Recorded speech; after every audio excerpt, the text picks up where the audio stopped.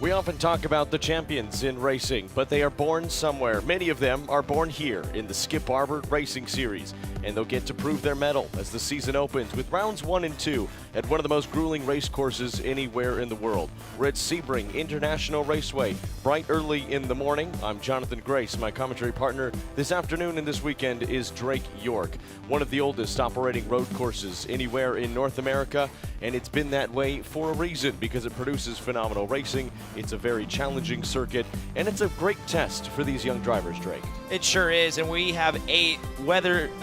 We'll take a look at the weather, but we have 8 very deserving drivers in the field. 91 degrees Fahrenheit track temperature, 79% humidity, the air pressure there you see too on the bottom of your screen, 78 degrees Fahrenheit. It's certainly going to get hotter over the course of the day, and certainly headed in race 2, but 8 drivers in the field today, 8 very deserving competitors for this opportunity here in the Skip Barber Race Series. For some, Drake, this is a chance to prove that they are deserving of a professional racing series. For some, they are fighting to prove that they are simply faster than the other 7 competitors in the cars next to them. And for some, they are just simply trying to prove that they can shave a couple tenths of a second off the course of a lap. Whatever the case, this is the circuit they'll have to do it. 17 turns, 3.74 miles. You have a mixture of permanent racing surface, but I think what really makes Sebring is that concrete, because it was old airplane runway. It first raced here in 1950. Alec Ullman was looking for a place to make endurance racing here in America a home. He picked Sebring, and it's become one of the most iconic, one of the most challenging proving grounds since that point. It certainly has been, and it does throw a lot at these race drivers. And let's take a look at your starting lineup in today's race. Jalen Batley on pole. He's been tough to beat. Matt Ailes alongside. That is your front row. Aaron Vasquez on the inside of row number 2 in the 3rd starting spot.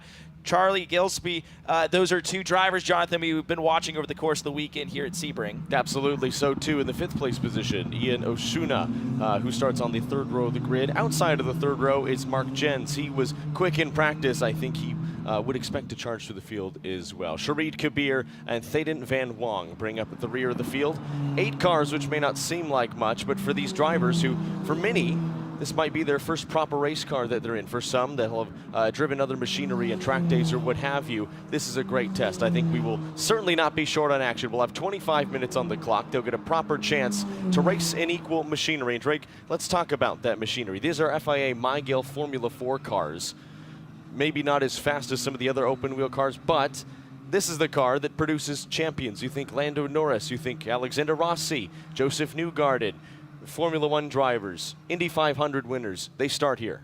Yeah, they certainly do, and it's a good platform to learn under. You talk about that Mygale Formula 4 type race car that we're seeing here in the Skip Barber Series, 160 horsepower behind these drivers' backs, which is quite a lot here, especially for, like you were saying, drivers that may not have the most experience in any machinery, much less this machinery for much less. But the lights on the safety car are out. Race 1 of 2 on the day here at Sebring for the Skip Barber Race Series set to jet. Batley in the number 11 car, Matt Ailes in the number 12. Identical machinery, all under the Skip Barber tent. And so it's down to the drivers as they hit the main straightaway. They await the command, the chance to go green.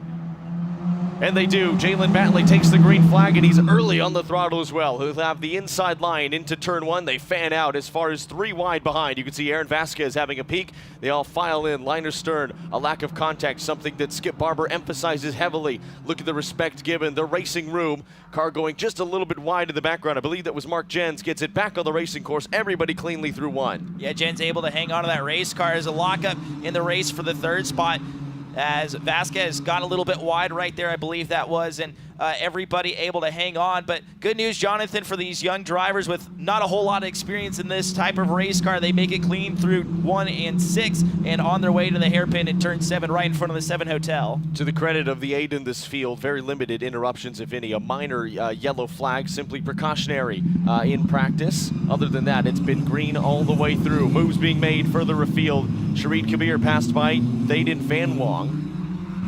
And Kabir now brings up the rear of the field in the 8 car. Mark Jens, we said to watch him. He's on the move early as well. But look at this battle further up. Yeah, look at this battle on the road, but you look at the top 5, Jonathan, they've separated themselves pretty well. As here goes a dive down into turn 10. Thaden Van Wong trying to put the move on Jens. He looks to the inside at turn 10, and he drew alongside momentarily, but The 28 with a lot of mechanical grip through turn 10 is able to hang on to that spot, but it's not over just yet. We might be even seeing a move into 13 here, Jonathan. Absolutely. Defensive from Jens on the racing line. Said that he would charge to the field. Thaden Van Wog wasn't happy with his starting position. He's already trying to do something about it. Fastest man on track in the second sector. Further up is Aaron Vasquez, but this is the battle further back. They're racing as if it's for the lead, and that's what you like to see. Here are your leaders now coming through frame. Jalen Batley. 49.6 in the second sector. No one faster than Aaron Vasquez, and tipping a wheel off. One of the most treacherous corners on the racetrack is the Le Mans curve, turn 16, but it sets up the most crucial run down the Ullman Straight. Yeah, especially with these cars not having a great deal of power to sometimes drive out of situations like that. That's going to be a huge detriment to Ailes. But just as I say that, he's able to keep pace with the 11 car into Sunset Bend, turn 17, and especially in these Formula cars, these bumps going to wreak havoc. But so far, the Skip Barber drivers do an amazing job as they're going to complete lap number 1. These races, Jonathan, 25 minutes long. They're long races for drivers with not a lot of experience running races like this, so it's going to be a real test for all these drivers to see the checkered flag at race's end. These are surprisingly physical little race cars, and the horsepower number at 160 may not seem like a lot overall, but they weigh absolutely nothing. There is really not much holding back the inertia of that Ford EcoBoost engine. Phenomenal car control, by the way, heading down the Ullman Straight for Matt Ailes to not loop that number 12 car around. He was all kinds of sideways as he dipped a wheel wrong. Those typically are not recovered saved. We've seen it in top-level racing. We saw it twice or 3 times yesterday in the GT World Challenge America race. But these young drivers, with all that fresh instruction from their Skip Barber Racing School teachers, learning wisely, and Matt Ailes lives to fight another day. Fastest in the first sector now is Jalen Batley, and this battle for the lead between Matt Ailes, who's closing and closing and closing, has consistently kept that gap at under a second. Yeah, and especially with the speed we've seen out of Jaden Batley here this weekend, for Matt Ailes to at least keep that 11 car in his sights. And a lot of these cars, too, of course, racing under the Skip Barber Racing banner, all of them, as a matter of fact, similar liveries. But the white car is Batley out in front. Ailes there, you see him right there on your screen in number 12, doing a great job right now. Like I said, the 11 has definitely been the dominant car of the weekend so far, so to keep pace here in the early stages, I think that's already a big win for Matt Ailes. As further back in the field, Thaden Van Wong trying to hang off Kabir. This is the race for the 7th spot. And Kabir has closed that gap as well to Van Wong. Van Wong started one position further back, was able to make the jump early as they both tussled with Mark Jens, who's started to scamper up the road just a little bit. You can see that gap now, just about 2.2 seconds. But that can close in a matter of time. You dip a wheel wrong, you miss your braking spot, any of that can change. These are such momentum-based cars as well, and there's corners like this, Bishop's Bend, where it's reliant on how much momentum you can carry to set up the back sector. You're exactly right, too, and we talk about how important that Le Mans curve is in any type of race car you're in, but you hit the nail on the head there, Jonathan. These cars very momentum-based. It looks like maybe a little bit of front wing damage on the 8 cars. Saw the left front end fence flapping around in the wind a little bit. We'll have to wait and see if that slows Kabir down. Kabir right now running in 8th, but like we said, closing in on Thaden Van Wong. We'll get a better look at it here down to Sunset Bend, turn 17. See if there's any damage that will impact Kabir throughout this race. And we hear these drivers all the time talk about, I want to make it to the end of the race. Yeah, there you see the end fence flapping in the wind a little bit. So that's going to give Kabir a little bit more of a challenge already here in this race, still with 20 minutes left. It's bumpy at Sebring. Could have just been a product of going through Sunset Bend and the undulation that the suspension has to contend with. But if Kabir wants to get past Van Wong, he's going to have to get past a young 13-year-old who has experience in this series, returning for his 2nd season after a year of competition in 2025. It was fairly successful as well. Became the youngest ever podium finisher in this series, edging out BMW factory driver John Edwards by a matter of a month to that accolade. I don't know what you were doing at 13, but I certainly wasn't standing on the podium in a race car. Meanwhile, gap further up the field has closed in. Matt Ailes has shaved another couple of tenths of a second out of Jalen Batley's lead. Yeah, and look at the difference between those 2 drivers through Sector 1. Ailes was about, call it 2 tenths faster than Jalen Batley. So the gap's definitely closing, but Aaron Vasquez, he was another one of those drivers, Jonathan, that we highlighted right off the top of the show that could be a threat. And sure enough, here they are still running 1, 2, 3, and Vasquez hasn't let the 12 get away from him just yet either, so this could easily become a 3-car race for the lead in a matter of moments. Something these drivers haven't really had a lot of experience left. As you hear some of the tires squeal is a nice transition to my next point, tires and tire management. It's one thing to go and use the peak performance in that rubber and set a quick lap in qualifying or continue to chip away at the lap time in practice, but in race trim, you need to look after those tires and make sure that they're able to go the distance. And is this pace management up front from Batley, or is he genuinely feeling some pressure from Ailes? Because this gap is ebbing and flowing, but Ailes has certainly not let him go. Yeah, it's certainly the yo-yo effect right there. And we were talking about how Ailes was a few tenths of a second faster in Sector 1, but you look at what Batley was able to do purple in Sector 2, and by about 3 tenths faster than Matt Ailes. So this could yo-yo its way throughout the race, and it's definitely going to be about dethroning Jalen Batley today. He's definitely proved that over the course of the weekend, but Ailes is not going out without a fight. And you look at where Vasquez is too. He's less than 2 seconds away from the race lead, so definitely a 3-car race for the lead here. And look at this, Ailes has responded now, the fastest man on track, a 2:20.4. He's cut a 1.2 second gap down to just 4 tenths of a second. That's just in a couple of corners, Drake. Yeah, and the other thing right here that we've talked about throughout the weekend, yeah, sure, the bumps are a big thing in turn 1, but they're having to battle the dirty air. Granted, not as big of a hole punch by these small, nimble Formula cars compared to GT World Challenge America powered by AWS that we saw yesterday, but still, nonetheless, that's dirty air that second and third are going to have to contend with in line with Ailes and Vasquez. These cars do have aerodynamic elements front and rear, and so not only are these drivers learning about mechanical grip, they're learning about aerodynamic grip. A great example here as they hop on the binders for turn 7. As you fade and trail your left foot off the brake pedal, that aero goes away. You lose some of the efficiency of those wings, and it's how you contend with that, what you feel in your hands and your feet in the seat of your pants as you drive this little Miguel F4 car. Yeah, certainly right, as we're closing in on 15 minutes left to go in this race. So that means we're closing in on 10 minutes elapsed in this race. And these front 3 have definitely established themselves line astern, as you would say, Jonathan, as they come through turn 10. And looking at Vasquez, too, what a great run he's put together so far in that 25 machine. Yes, he is hanging around. We talked about it yesterday. One of the top sim racers in the world, and won his spot in this race with the Skip Barber Formula Series on iRacing. So another one of the many drivers that has made the transition from sim racing. It's not only that he earned his spot in this series, he was awarded a spot in the in-person shootout at VIR last fall, and he completed a 3-day racing school and was chosen by the Skip Barber instructors to compete in this series. The 18-year-old Spaniard certainly impressing here in race 1. Well, he's got a 22-year-old Texan to contend with at the head of this field, and Batley, a driver with experience in these cars as well. He's here in this series, compliments of earning nearly $100,000 prize package to fund this campaign this season. He was the winner of the 2026 Skip Barber Race Series Winter Shootout at Circuit of the Americas, getting it done on home soil.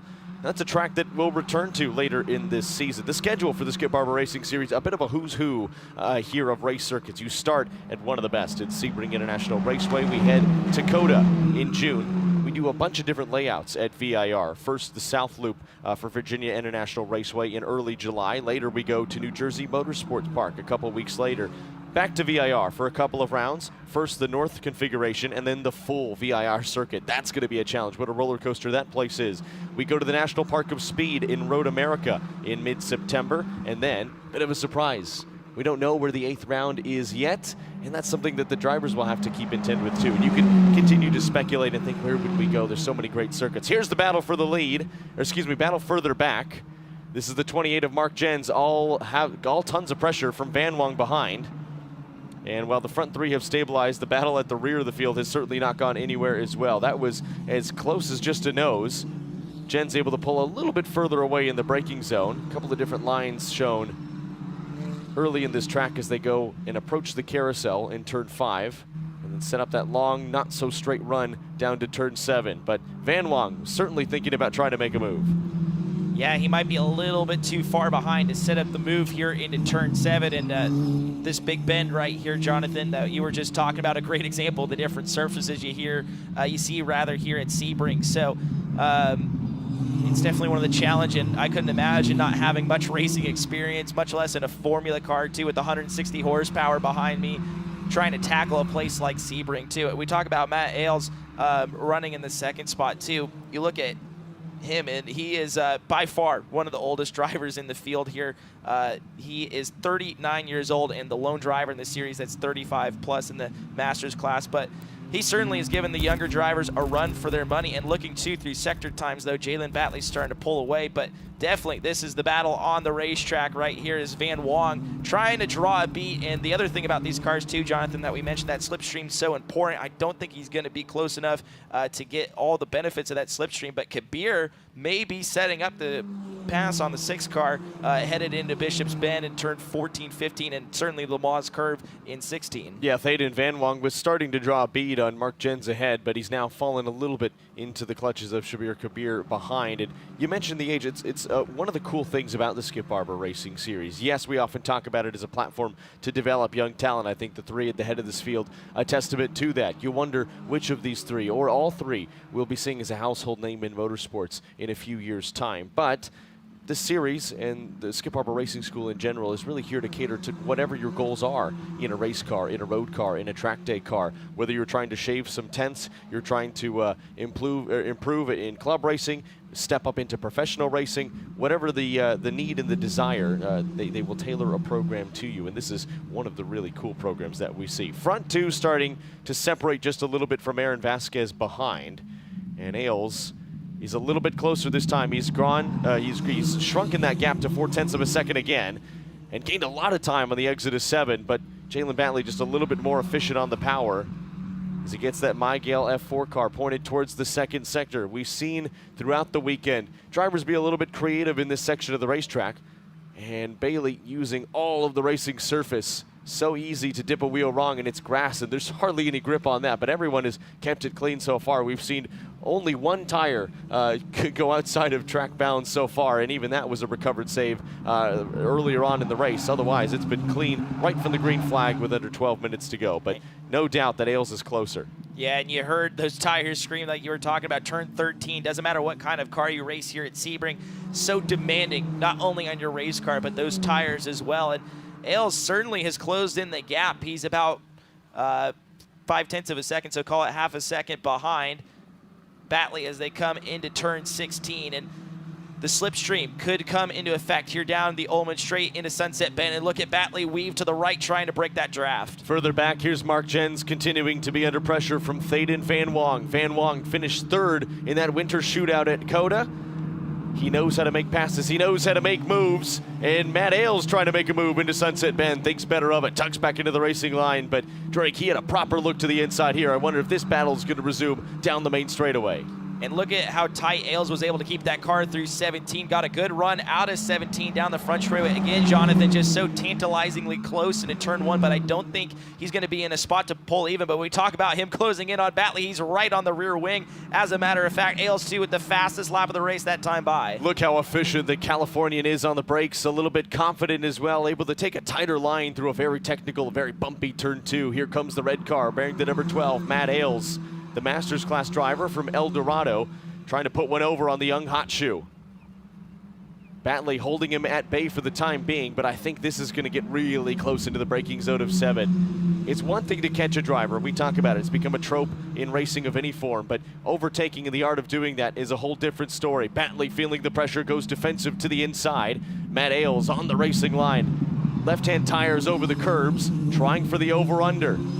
And what's the launch here? Out of 8 in towards the launch to 9. This is a very fast section of the racetrack, almost flat out. And you come to the braking zone here at turn 10. Look at Batley defending the driver's right. And again, Ailes is going to be on the racing line, but Batley is doing a wonderful job of defending. And you got to wonder if Vasquez, with these two battling, will start to assert his claim in the battle for the race lead. And we've seen Ailes take a peek to the inside of 13 already. He's going to do it again. He swings back to driver's left. Batley again taking the tighter line, and that's going to give the 12 a great run towards Bishop Bend. One of the fastest sections in this racetrack, one of the most high commitments areas on this racetrack. Matt Ailes to the inside. Does he try? No. Thinks better of it. Matt Ailes continues to trace down towards the Ullman Straight, but moves being made further back. This is the battle over 6th and 7. Thaden Van Wong had been closing in on Mark Jens, and he got it done on the shorter front straight. Good, clean racing room given. Thaden Van Wong to the 4. Now he can set his sights on Ian Osuna further up the field. But Mark Jens fought that one back for just a little bit, didn't he? Yeah, that was a very textbook pass, and Jens right there in the mix as well. But here we go, back to the race for the lead as Ailes still trying to close in. I shouldn't say trying to close in because he's definitely closed in, Jonathan. It's just a matter of setting up the pass, and you said it perfectly. It's one thing to catch, it's another to pass, especially here at Sebring. And we've seen Ailes take a peek down in turn 7 to turn 13 as well, turn 13 and 14 as well. 13 not really a spot we see drivers attempt to pass, and if they do, it's very, very risky, but a great turn 1 by Batley's gonna get him a few car lengths over the 12 machine. As big lockup. Little tire smoke out of the front left. How will that hamper Matt Ailes? These are all racing slicks. When you lock up a tire, you tend to feel that over the course of a lap. It's a little bumpier, and the laps like to find it when we go further back in the field. Here's Kabir now making a move on Jens. Kabir seeing something he liked, maybe studying what Van Wong was doing ahead. Side by side through turn 17, super high commitment, and ducking to the inside is Kabir. And Kabir was really to driver's right there, and that's not, I think, what is ideal here for the Skip Barber cars, but they're still side by side. Kabir had the textbook pass made, but it looks like he's gonna get passed back by Jens here through turns 1 and into 2. A beautiful pass by Jens to not only fend off that pressure, but to reestablish his spot in the 7th position back into turn 2. All of a sudden, Kabir amidst 2 tough battles, and now Mark Jens doesn't want to let Thaden Van Wong get away. He could see him just through the front of his visor a little bit further up the road. Only about 1.8 seconds up. That's certainly doable in the next 7 minutes and some change, but these 3 have been battling right from the start of the race. This is what they had been building to. Look at Van Wong, though, already starting to draw a little bit even more of a gap. I think that's more indicative of the pace that he had. Now in the middle of the field, this is Gillespie, and he's got Ian Osuna for company. And this one has been closing as well. Gillespie right now, as you said, Jonathan, holding down that 4th position. There is some separation between these 2 cars, but make no mistake, one mistake from Gillespie will give Ian Osuna a chance at that 4th spot here. As further back, Jens and Kabir continue to race, and Jens' defensive line into turn 10. Kabir still with that front wing flopping in the wind, and he's still going to give another charge at it. This is the race for 7. And here they go into turn 13. Look at Kabir just asserting himself in that line, saying, you're not going to take this spot away from me. But Jens tries to respond on the outside. They have the run down into Bishop Bend in turn 14, but I think you can hand 7th to car 8. You have to be discerning through Bishop's Bend if you want to stick the nose in, because the road quickly falls away from you, and there's another great passing opportunity a little bit further back. Moves being made on the Ullman Straight, or at least attempting to be made as well. Further back in the field, that's Gillespie.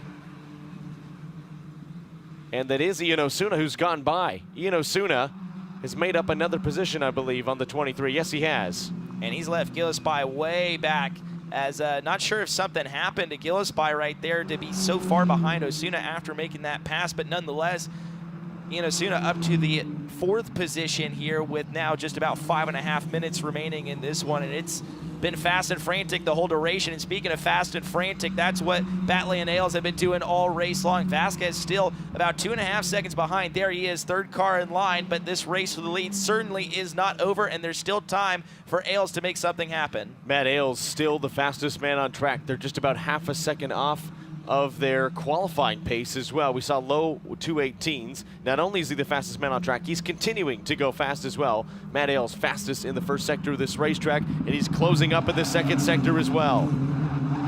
He's got a good run out at 13-2, Jonathan. Sorry to cut you off there, but oh no, full course yellow. Full course yellow will hamper Matt Ailes' efforts.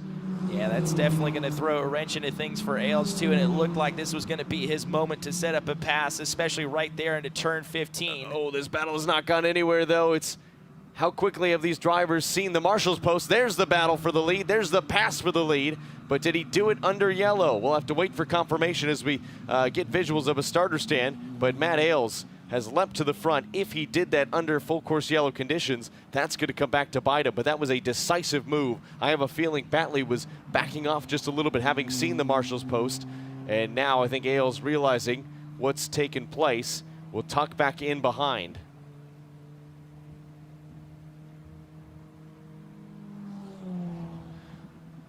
So the field is slowed under yellow, and I think the conversation now revolves around what do we do with these top two. Matt Ailes made a decisive move, and Jalen Batley now reassumes the front of this field. You saw Matt Ailes pull over to driver's right, but the top three are as they were.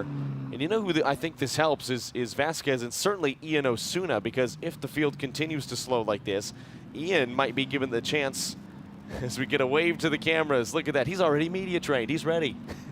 I mean, they do a lot at the Skip Barber School. There's no question about that. They do it all over there, including media training, too. And one of the things I find fascinating, too, that the Skip Barber School does, I feel like some drivers sometimes are afraid to show off their personalities. The Skip Barber School actually embraces that and encourages that. So Jalen Batley already showing off a little bit of personality here as we work this yellow flag, too. And depending on how long this yellow flag ends up being, I'd be curious to see if this could put an end to the race. Certainly hope not, because we've been treated to an absolute battle between Batley and Ailes at the front.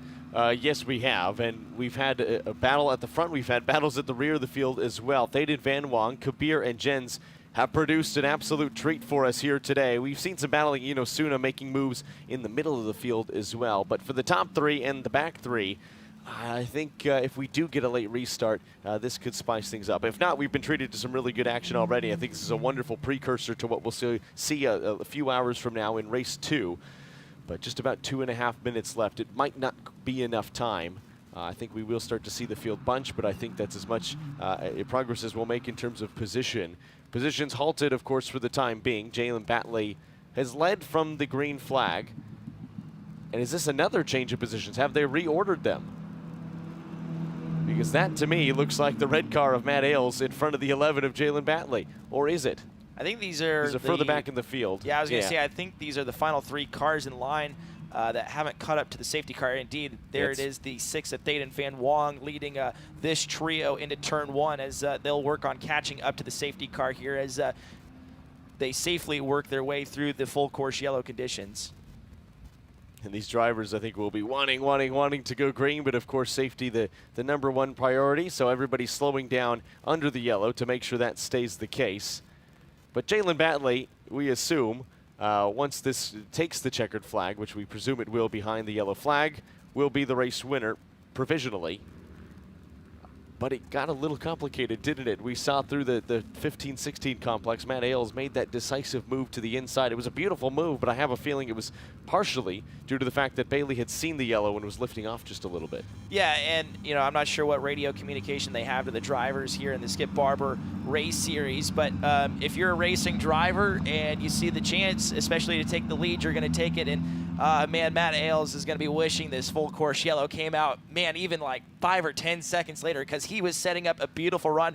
That would have been so fascinating to see down into 15-16 and certainly onto the Ullman straightaway. But Matt Ailes challenging Jalen Batley. We opened the show talking about Batley being the dominant car here over the course of the weekend. When we look at our 2 official practice sessions and qualifying, he has certainly been the class of the field. So the question going into this race, was anybody going to be able to challenge Jalen Batley? And I think that question certainly has been answered. I don't know if anybody's going to get the chance to beat him here, as it looks like time is getting ready to expire in this race, but certainly setting up some fireworks potentially to happen in race 2 later on this afternoon. So I think what will happen, though, is both Batley and Ailes, and Vasquez behind in third, will go and pour through the data with their Skip Barber Racing School instructors. You get a lot of individual attention, a lot of one-on-one time to pour through the race car's data, look at the onboard footage, study not only what you're doing, but what some of the competitors maybe further up the field are doing, and try to learn from them and learn from many of the drivers. We're partnered here this weekend with SRO America. It's been a nice long relationship that's been successful. It was a partnership that was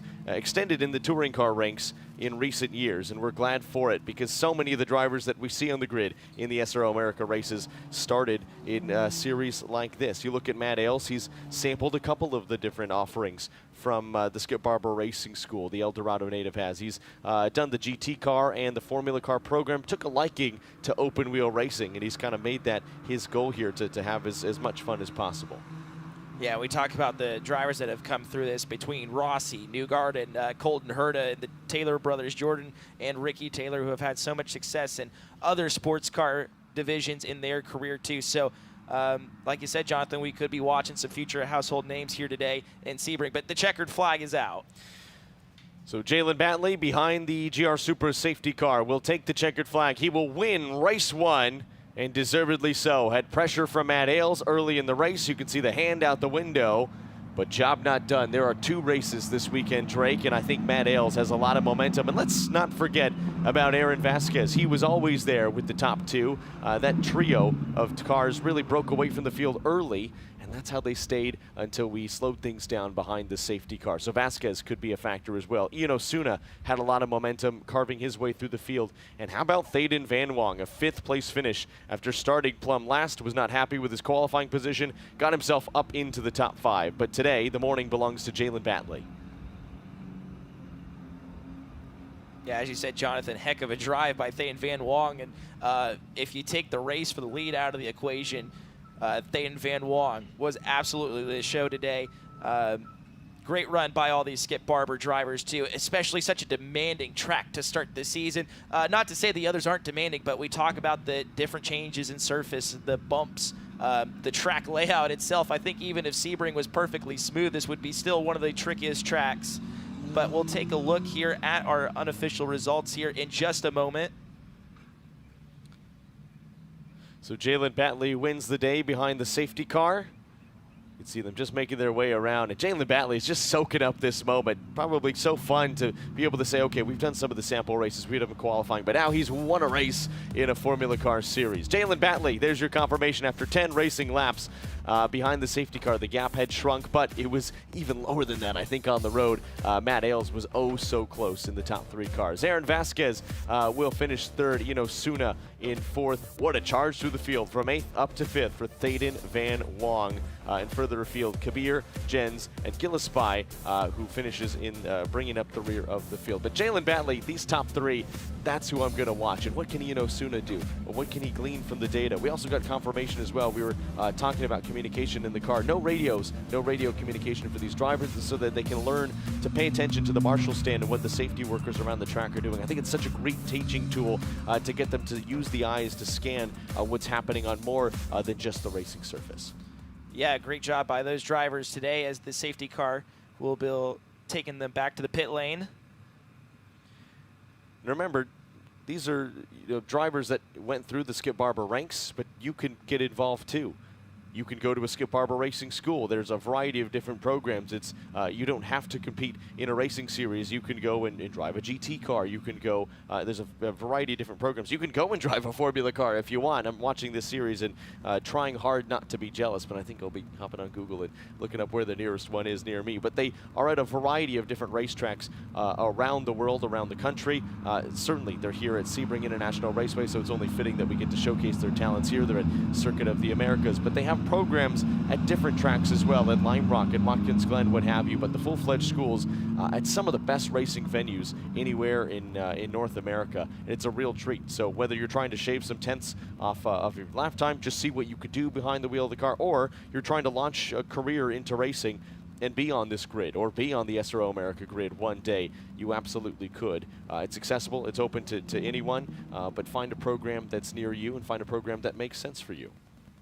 Yeah, it's a great program they do, and it's not just the driving they work on, Jonathan. They teach you how to go through data and work with engineers and your crew. So there's a lot more than just driving. It's really the full race car driver experience, and like you said, whether you're looking to make the jump into something higher, but overall, they just do a phenomenal job with all sorts of things. I talked about the personality side of it, too, that they teach you how to show. So it's a great program they got, there's no question. Founded in 1975, has produced some deserving champions, the champions of tomorrow here on the grid. Let's take a look at how race 1 unfolded. It was Jalen Batley at the 4 who took the green flag. Got a nice jump, but he wasn't as dominant as his practice pace and qualifying pace seemed to indicate. He had pressure from Matt Ailes and Aaron Vasquez right from the beginning. Moves being made at the front of the field. Matt Ailes had Vasquez for company, but Jalen Batley had it covered. Further afield, we saw Gillespie making his way up the field. He'd have Osuna for company. Later on in the race, it was a hairy moment for Matt Ailes. Phenomenal car control to keep it on the track in one of the most treacherous corners around. Thaden Van Wong was the biggest mover and shaker. Started last, carved his way up 1, 2, 3 positions to finish in the 5th spot. A really strong effort from him. Tons of momentum heading into race 1. Matt Ailes was on the limit, chasing Jalen Batley. A little tire lock up before we slowed things down behind the full course yellow, but it was Jalen Batley's day. The top 3 of Batley, Ailes, and Vasquez crossing the checkered flag, bring momentum into race 2, but that's how it unfolded in the first race of the weekend.